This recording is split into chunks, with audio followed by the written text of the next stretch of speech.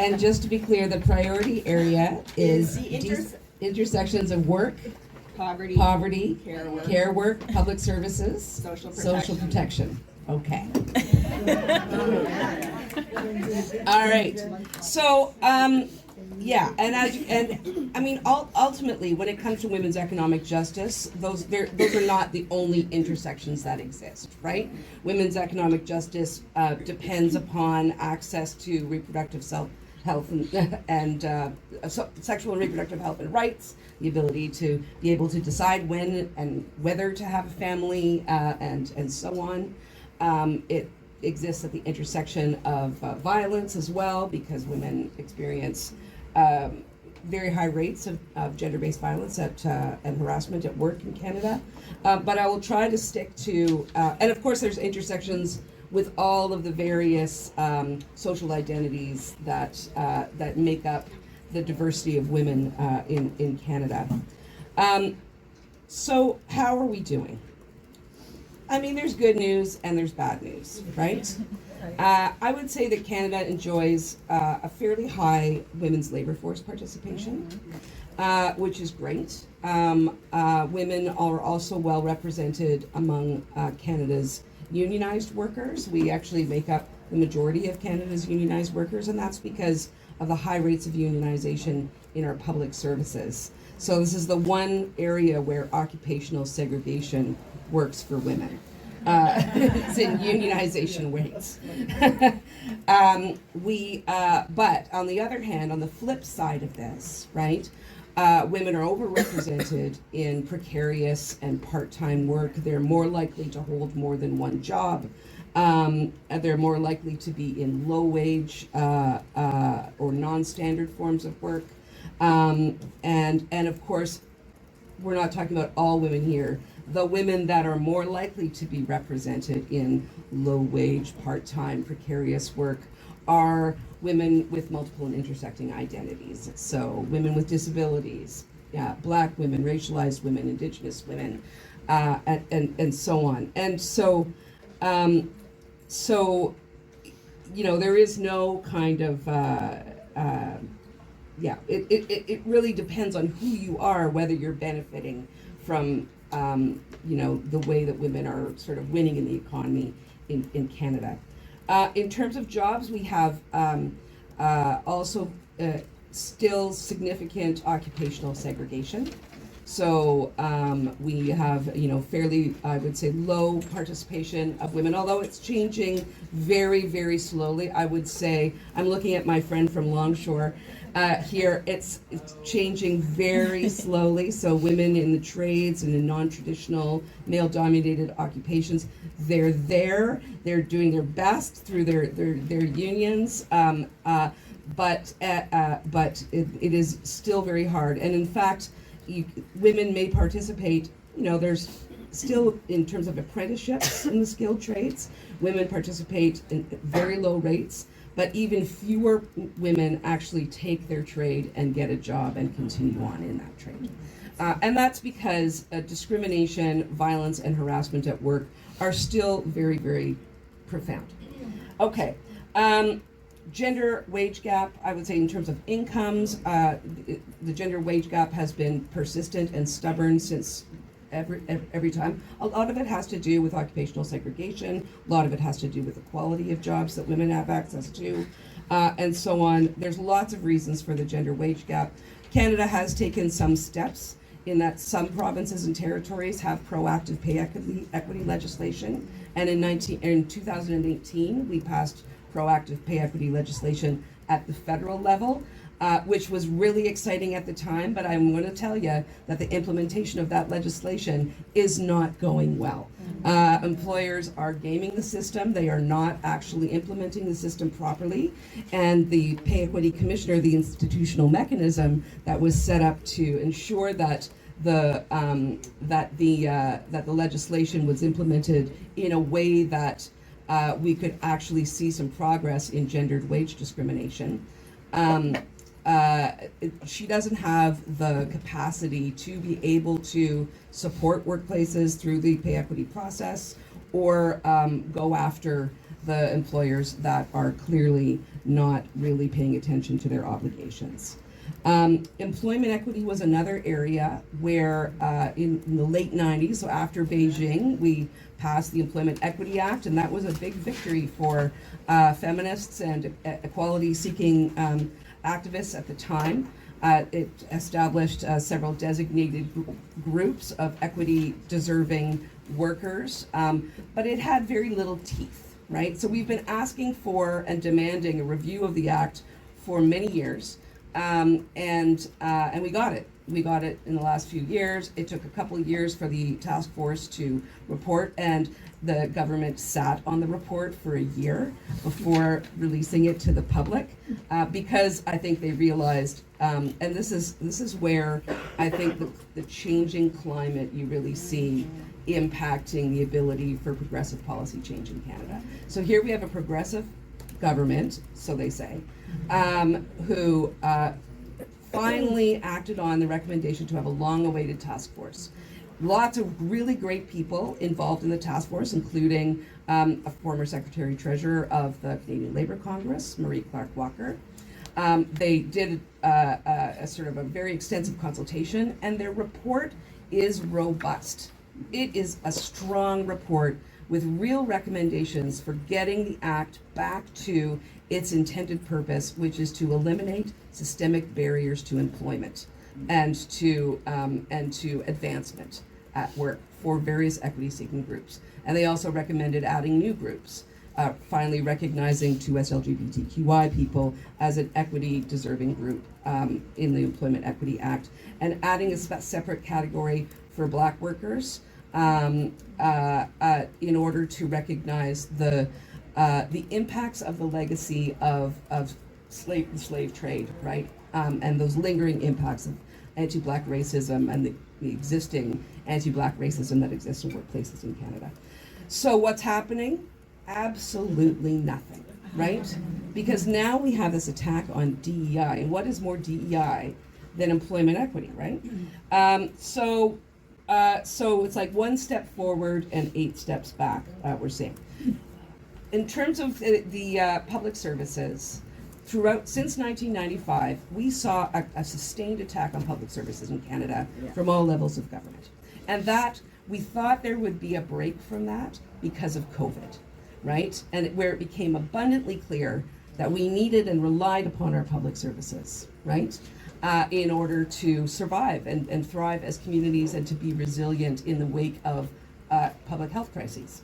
But unfortunately, now that we're apparently out of the pandemic, the attacks have begun again. And now we have the new leader of the Liberal Party, who's very much, and the new Prime Minister, I guess, Mark Carney, nice guy, but very much a neoliberal's neoliberal, and he has mused openly about cuts to public services. So, and what happens when cuts to public services happen? Women lose their jobs, and women who rely on public services to live in dignity don't have access to the services that they need. How am I doing for time? You're getting to time. I'm getting to time, okay. It's hard to go through all of these. I will say that Bright Light is the passage of the foundations of a universal child care program, right? And that is something that we fought for 50 years, and that was great. The flip side of that is the persisting workforce crises in every sector of the care economy: child care, health care, long-term care, home care, community and social services, because of the low quality of those jobs and the low wages. And the intense privatization of many care sectors. And so it's all of those intersections which are making it very difficult for women to get ahead as a group. And then finally, on social protection, I will say that Canada's social protection systems did suffer a few setbacks since the 90s in terms of some cuts and changes to employment insurance and how it is delivered, and I will say that women, because our a lot of our social protection systems rely on contributions. That is something that disadvantages women who take breaks from work or who have lower wages or interrupted work histories and so on, or are not able to work because they are living with a disability or they are providing care or both. We already are disadvantaged because of the way that our social protection systems are set up. We have not been able to really get much attention paid to some of the systemic ones. We've had some improvements to retirement security with some increases to the guaranteed income supplement that exists for older people. That is beneficial for women. There's been some changes to employment insurance, but there are huge swaths of people, especially women, who don't have access to employment insurance at all because of the nature of their work. So while we can say Canada's got a great, say, maternity leave, and we do, there are 36% of women who don't have access to that, right? And they will talk a lot about our 18-month maternity leave, but they don't tell you is that it's 33% of not even of the middle income. So, for many higher wage, you really have to be high wage, double income family to take advantage of the 18-month parental leave. Okay, I think I'll leave it at that.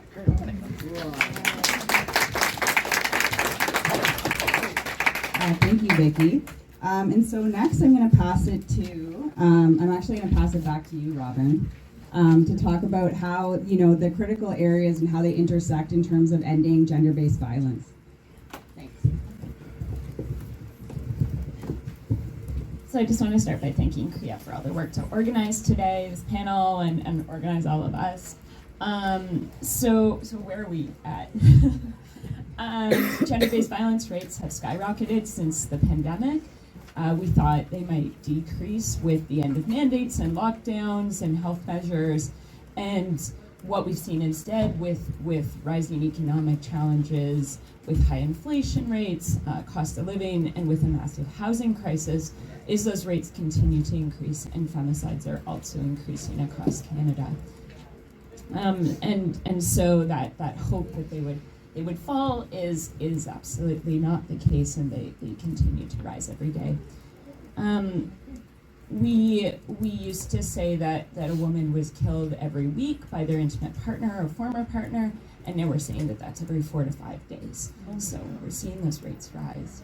And we think those will increase with things like tariffs, and which will bring greater economic hardship to Canada. So we know that anyone in Canada can experience violence, but an intersectional analysis of violence rates reveals that groups such as Indigenous women, women with disabilities, racialized women, immigrant women, and members of the 2S LGBTQI+ community have far higher rates of far higher risk of experiencing violence. We have seen progress, though, and I don't want to dismiss the high rates of investment we saw from both federal and regional governments across Canada during the pandemic. The federal government invested nearly $300 million in frontline services, so shelters, sexual assault centers, and we unfortunately haven't seen that money continue now post the 2024-2025 budget. And we also, so in addition to that, in November 2022, the 10-year National Action Plan to End Gender-Based Violence was signed by all provinces and territories, with the exception of Quebec, although they have received their funding from the federal government. All provinces and territories have now signed bilateral agreements with the federal government, and we're into the second year of funding of the first 5 years. And that's an investment over 5 years of $539 million. Despite those dollars, and they sound great, we aren't seeing accountability. I see Amanda here, and she could speak to this far better than myself. But anti-violence advocates advocated for this plan for 10 years, and what we saw was less of a plan and more of a general framework for how to address gender-based violence. We're absolutely lacking consistency and consultation. Organizations aren't at the table making decisions about the funding that needs to go out. We're seeing zero accountability and transparency about funding decisions and the overall planning of the National Action Plan. We continue to see inequitable access to services across the country. Canada's huge. Rural communities don't have the services of urban communities. Indigenous shelters compared to urban shelters or non-Indigenous shelters see vastly different rates of investment and far lower funding. So we know that there are deep inequalities in access to services across the country. And we always speak about how your postal code shouldn't determine your ability and your experience of violence, but we know that it has a huge impact. One example of this, and we just collected policies from across the country in a report, and an example of this are pay for domestic violence leave policies across the country. In some provinces it's 2 days, in others it's 5. In some places that's paid, in other places that's unpaid. It doesn't matter if you can access 26 weeks of unpaid leave if you can't actually afford to take any of that leave. And that's completely inconsistent across the country. And that's just one example of those kind of inconsistencies. And so among our push and our advocacy around the National Action Plan has been the creation of an independent accountability body, and we're hoping that would provide increased leadership resources and a focused commitment at the federal level to address this complex and persistent issue. And right now there's just a lack of timely and detailed information, and that all points to this need for such a body. At the provincial and territorial levels, we do have a positive push towards declaring gender-based violence an epidemic, and that's been done at the federal level as well. We're really hopeful that those actions come with resources and increased attention, but of course, we're deeply concerned that that's an announcement and it ends at that, and we don't see resources that follow.